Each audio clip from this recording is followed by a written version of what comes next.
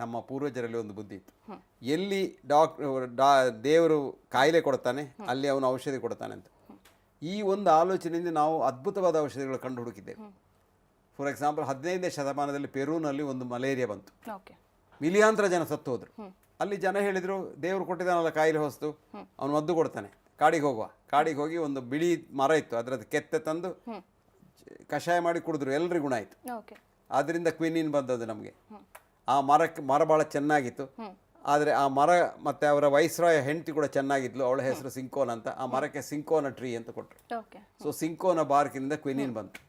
ಆ ಕಾಲದಲ್ಲಿ ಯುರೋಪ್ನಲ್ಲಿ ಮಲೇರಿಯಾ ಇತ್ತು.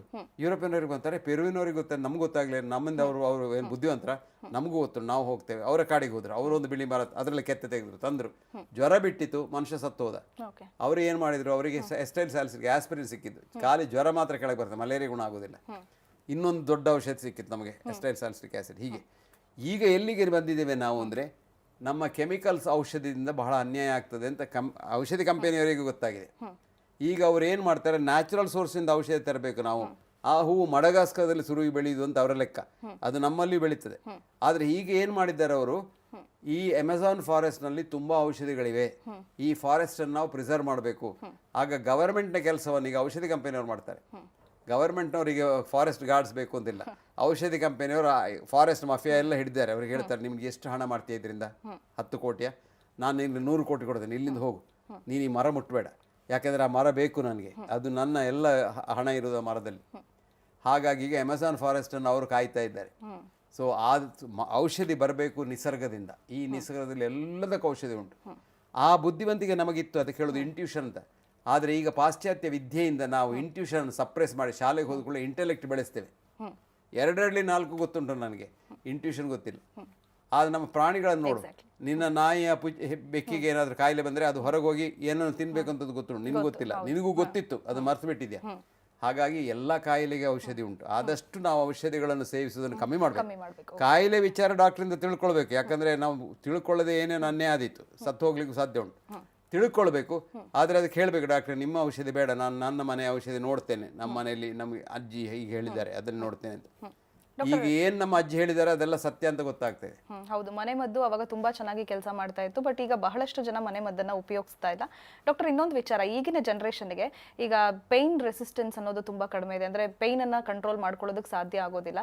ಸೊ ಅದು ನಾನೇ ಆಗಿರ್ಬೋದು, ಯಾರೇ ಆಗಿರಬಹುದು, ನಮಗೆ ಸಡನ್ ಆಗಿ ಏನು ಅವೈಲೇಬಲ್ ಇದೆ, ಒಂದು ಟ್ಯಾಬ್ಲೆಟ್, ಪೇನ್ ಕಿಲ್ಲರ್ ತಗೊಂಡು ಆ ಟೈಮ್ಗೆ ಪೇನ್ ಕಡಿಮೆ ಆಗಬೇಕು ಅಂತ ಯೋಚನೆ ಮಾಡ್ತೀವಿ. ಸೊ ಅಂಥವ್ರಿಗೆ ಏನು ಹೇಳ್ತೀರಾ ನೀವು? ಅಂಥವ್ರಿಗೆ ಒಂದು ಸಣ್ಣ ಕಿವಿ ಮಾತು. ಈ ಪೇಯ್ನ್ ಕಿಲ್ಲರ್ಸ್ ಅಂತ ಹೇಳ್ತೇವೆ ಅಲ್ವ ನಾವು, ಅದು ಇಂಗ್ಲೀಷ್ನ ಶಬ್ದಕ್ಕೆ ತುಂಬ ಅರ್ಥ ಇದೆ. ಈ ಪೇಯ್ನ್ ಕಿಲ್ಲರ್ಸ್ನಷ್ಟು ದೊಡ್ಡ ಕಿಲ್ಲರ್ಸ್ ಬೇರೆ ಇಲ್ಲ. ಎಲ್ಲ ಔಷಧಿಯಲ್ಲಿ ಬಹಳ ಅಪಾಯಕರ ಔಷಧಿ ನೋವಿನ ಮದ್ದು. ಎಲ್ಲಿವರೆಗೆ ಅಂದರೆ, ನೋವಿನ ಮದ್ದಿನಿಂದ ಹಾರ್ಟ್ ಅಟ್ಯಾಕ್ ಬಂದು ಮನುಷ್ಯ ಇನ್ನೊಂದು 5 ವರ್ಷದ ನಂತರ ಸತ್ತು ಹೋಗ್ಬೋದು, ಅಷ್ಟು ಪವರ್ ಉಂಟು ಅದಕ್ಕೆ. ಹಾಗಾಗಿ ನೋವಿಗೆ ಒಂದು ಔಷಧ ಯಾರೂ ತೆಕ್ಕೊಳ್ಬಾರ್ದು ಅಂತ ನಾನು ಕಳಕಳಿಯಿಂದ ಬೇಡ್ತಾ ಇದ್ದೇನೆ. ನೋವಿಗೆ ಬೇರೆ ಬೇರೆ ಹಲವಾರು ನಮೂನೆ ವಿಧಾನದ ಔಷಧಿಗಳಿವೆ. ಏನೂ ಬೇಡ, ನೋವನ್ನು ತನ್ನಷ್ಟಕ್ಕೆ ಕಂಟ್ರೋಲ್ ಮಾಡ್ಬೋದು. ಇದಕ್ಕೆ ಹೇಳೋದು ಮೆಡಿಟೇಷನ್ ಅಂತ. ಮೆಡಿಟೇಷನ್ ಮಾಡಿ ಆ ಲೆವೆಲ್ ನಮ್ಮ ಸ್ವಲ್ಪ ಟ್ರ್ಯಾಂಕ್ವಿಲಿಟಿ ಲೆವೆಲ್ ಮೇಲೆ ಹೋದರೆ ಪೇಯ್ನ್ ಥ್ರೆಶೋಲ್ಡ್ ಕೆಳಗೆ ಹೋಗ್ತದೆ. ಒಂದು ಉದಾಹರಣೆ ಹೇಳ್ತೇನೆ ಈಗ ಜನರಿಗೆ, ಸಾಮಾನ್ಯರಿಗೆ ಇದು ಅರ್ಥ ಮಾಡಿಕೊಳ್ಳಿಕ್ಕೆ ಆಗಲಿಕ್ಕಿಲ್ಲ. ಈಗ ನಿಮ್ಗೊಂದು ಹಲ್ಲು ನೋವು ಉಂಟು, ದೊಡ್ಡ ನೋವು, ಅದು ತಡ್ಕೊಳ್ಳಿಕ್ಕೆ ಸಾಧ್ಯ ಆಗೋದಿಲ್ಲ, ಹೂ ಅಂತೆಲ್ಲ ಬೊಬ್ಬೆ ಹೊಡಿತೀವಿ. ಅದೇ ದಿವಸ ನಿಮ್ಗೊಂದು ಆಕ್ಸಿಡೆಂಟ್ ಆಯಿತು, ಕಾಲು ತುಂಡಾಯಿತು, ಅದರಲ್ಲಿ ತುಂಬ ನೋವು, ಹಲ್ಲು ನೋವೇ ಇಲ್ಲ, ಹಲ್ಲು ನೋವು ರಿಜಿಸ್ಟರ್ ಆಗೋದಿಲ್ಲ. ಅಲ್ಲಿ ಹೆಚ್ಚು ನೋವು ಯಾವುದುಂಟು ಅದು ಮಾತ್ರ ರಿಜಿಸ್ಟರ್ ಆಗ್ತದೆ, ಹಲ್ಲು ಹೋಗುದಿಲ್ಲ. ಇದನ್ನು ನಾವು ಮನಸ್ಸಿನಲ್ಲೇ ಮಾಡಿಸ್ಕೊಳ್ಬೋದು.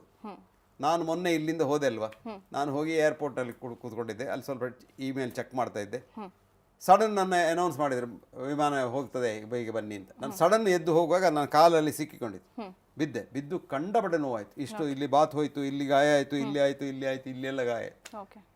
ಸೊ ಎಲ್ಲ ನನ್ನನ್ನು ಎತ್ತಲಿಕ್ಕೆಲ್ಲ ಬಂದು, ನಾನು ಹೇಳಿದೆ ಯಾರು ಎತ್ತೋದು ಬೇಡ, ನಾನು ಹೇಳ್ತೇನೆ ಅಂತ. ಎದ್ದು ನನ್ನ ಹತ್ರ ಒಂದು ಚೀಲ ಇತ್ತು, ಅದು ಒಬ್ಬ ಪಾಪ ನನ್ನನ್ನು ಹಿಡ್ಕೊಂಡು ಬಂದು ನನ್ನ ಪ್ಲೇನ್ವರೆಗೆ ಕೊಟ್ಟ. ನಾನೇ ನಡ್ಕೊಂಡು ಹೋದೆ, ಕಷ್ಟದಲ್ಲಿ ನಡಿಲಿಕ್ಕೆ ಆಗ್ತಾ ಇಲ್ಲ, ಅಷ್ಟೊಂದು ನೋವಾಗಿತ್ತು ಏನು. ಹೌದು, ಆದ್ರೆ ಹೋಗಿ ನಾನು ಕೂತ್ಕೊಂಡು ನಾನು ಸ್ವಲ್ಪ ಮೆಡಿಟೇಟ್ ಮಾಡಿದೆ ವಿಮಾನದಲ್ಲಿ. ಇಲ್ಲಿಂದ ಚೆನ್ನೈಗೆ ಹೋಗಬೇಕಿತ್ತು, ಒಂದು 25 ಮಿನಿಟ್ ಅಷ್ಟೇ. ಚೆನ್ನೈಲಿ ಹೋಗಿ ಇಳಿದು ನನ್ನಷ್ಟಕ್ಕೆ ನಾನು ನಡ್ಕೊಂಡು ಹೋದೆ, ನನ್ನ ಚೀಲ ಕೂಡ ನಾನೇ ಹಿಡ್ಕೊಂಡು ಹೋದೆ. ಅಲ್ಲಿಂದ ಸೀದಾ ಹೋದವನು ನನ್ನ ಕೆಲಸ ಇತ್ತು, ಆಸ್ಪತ್ರೆಯಲ್ಲಿ ಹೋಗಿ ನಮ್ಮ ರಿಸರ್ಚ್ ಸೆಂಟ್ರಿಗೆ ಹೋಗಿದ್ದೆ. ಅಲ್ಲಿ ಪೇಷಂಟ್ ನೋಡಿ ಇಡೀ ದಿವಸ ನಾನು ಕೆಲಸ ಮಾಡಿದೆ ಸಂಜೆವರೆಗೆ. ನೋವು ಕಮ್ಮಿ ಆಗ್ತಾ ಬಂತಂದರೆ ಆ ಕಾನ್ಸಂಟ್ರೇಷನ್ ಬೇರೆ ಆಯಿತು, ಪೇಷಂಟಿಗೆ ಒಂದು ದೊಡ್ಡ ಪ್ರಾಬ್ಲಮ್ ಉಂಟು, ಆ ಪ್ರಾಬ್ಲಮ್ ನನ್ನ ಪ್ರಾಬ್ಲಮ್ ಇದು ದೊಡ್ಡದು. ಇದಾಗುವಾಗ ಸಂಜೆ ಆಗುವಾಗ ಇದು ನೋವು ಸ್ವಲ್ಪ ಕಡಿಮೆ ಆಗ್ತಾ ಬಂತು, ಆದರೆ ಬಾತ್ ಹೋದದ್ದಿತ್ತು.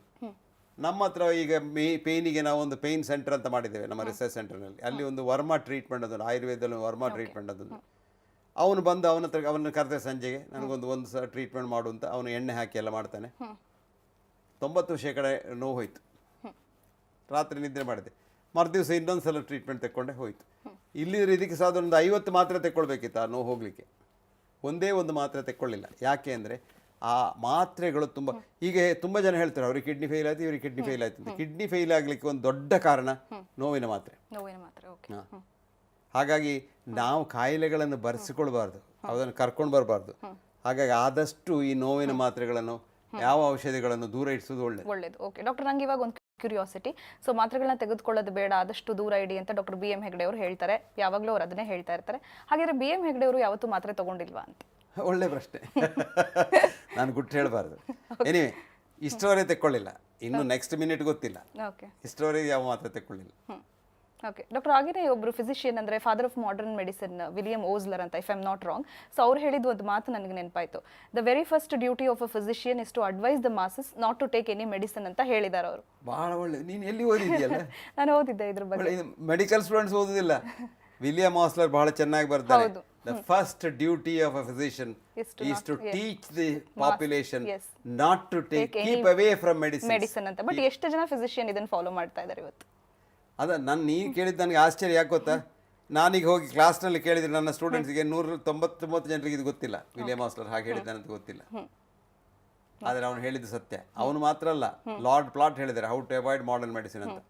ಅದರಲ್ಲಿ ತುಂಬ ಜನ ಹೇಳಿದ್ದಾರೆ. ಅದರ ನಂತರ ಇವನು ಆಲಿವರ್ ವೆಂಡೆಲ್ ಹೋಮ್ಸ್ ಅಂತ ಬಹಳ ದೊಡ್ಡ ಹಾರ್ವರ್ಡ್ನ ಫಿಸಿಷಿಯನ್, ಅವನು ಹೇಳಿದ್ದಾನೆ, the 2 most powerful drugs man has ever invented are the 2 kind words of the doctor.